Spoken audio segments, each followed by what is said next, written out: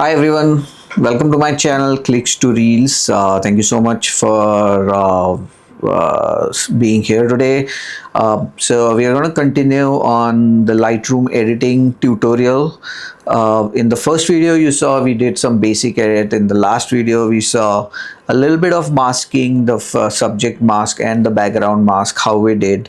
And then today we are going to continue on the masking tutorial, slightly more advanced level masking. I'm going to show you a few more things on masking. It's going to be really slightly more advanced, slightly more interesting. We are going to create a different looks. So let's get into it. Let's open Lightroom and I'm gonna start my recording here. Okay, so this is the picture we created in our last last video. So if you see, there's this subject mask. If you remember this, we created a background mask. This is the subject mask. We also increase the vignette a little bit. I'm going to decrease that vignette a little bit so that it's easy for us to, as we go, to see the impact of all the masks that we create.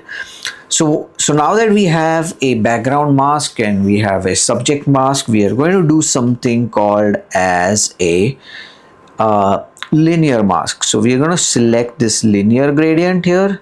If I select the linear gradient, what I want to do is on the bottom side of this picture, if you see from the left top, the sun is coming. So I want to keep that intact, right?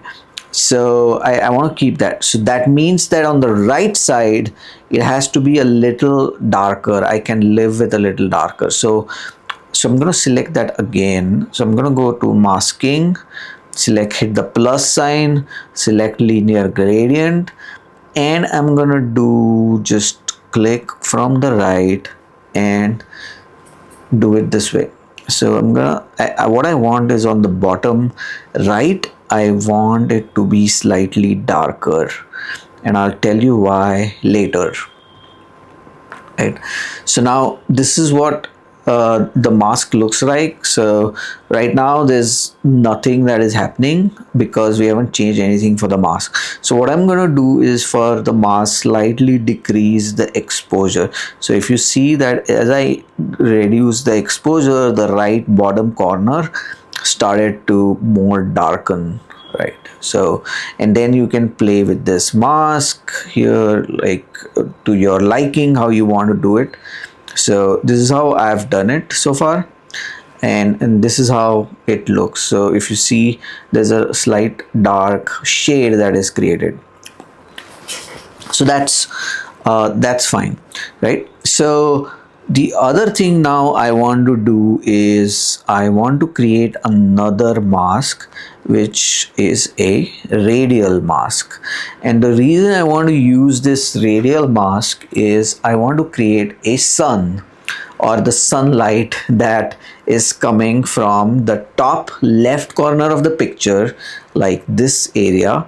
And I want to make sure, I want to show the audience, to my audience, that there is some image. So what I did was I selected radial and then I added this. So if I zoom out a little bit on the screen, I can see that this is the radial I want to create. And then if I want to increase the exposure here, which I want to increase the light. So as you see, if I keep increasing, you see more and more brightness that is created on the left top. Since this is the sun, I also want to create slightly warmth. So I increase the temperature a little bit to give that golden sun effect, right? So now this is how the image looks. It was like this before, now it's like this. So now we've created that fake sun to show that, you know, the sun is coming from there. But what I want to do more is I want to create that light to come more towards the kingfisher. So what I'm going to do is I'm going to go back to that radial mask and pull it slightly so that it appears, it just slightly touches the kingfisher's beak, and it appears as though the sunlight is falling on the kingfisher. You can also pull it slightly more so that it shows up in the eyes also. But I think to me for now this is fine. So now if you see, there is more light just falling on the kingfisher. Now you will realize the importance of that linear mask that we created, which made it look dark so that it kind of puts focus on the light coming from the left top. So if I go to look at that mask again, this one, you see that it would have been like this, but we kind of added a little bit of depth to it to make it look like this. So now if you see, the reason why we removed the vignette before is the vignette would have basically made all the four corners darker, but my composition was not like this. I wanted to show the sun from the left top, which is why I removed the vignette. So basically based on the type of the image you want to compose, you can have different versions of the same image, and have it change accordingly. So this was the mask that we created. And again, if you the other thing you can also do is, if you reduce the temperature like this one, it creates a different tone, or a different tone, composition to the image, which shows that it's more in the early morning. Since I wanted to show it more towards the end of the day or more evening, it's just more mental. Like morning you see it's cool, in the afternoon you see it's warm.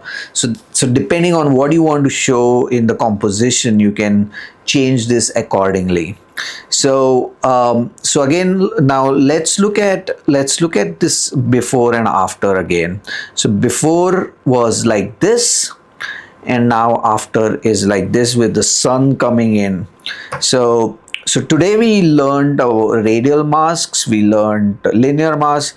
In the next tutorial, I'm going to show you a little bit more on different other maskings. Like we are going to look at more brush mask. How do you use that? How do you use mask to kind of show the eyes to pop out, show the beak, a specific color within the image to do it. And there's a lot of exciting things that we can really do in Lightroom. And the same image, basically I'm gonna stop my recording. So the same image, you can show different compositions. You want to show early morning, you can show slightly cooler. You want to show in the evening, you should show slightly warmer.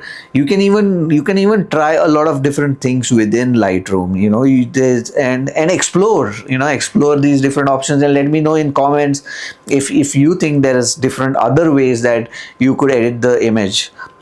Also, I'm gonna drop the raw file. It's already there as a link, so feel free to download it, play around with the same file.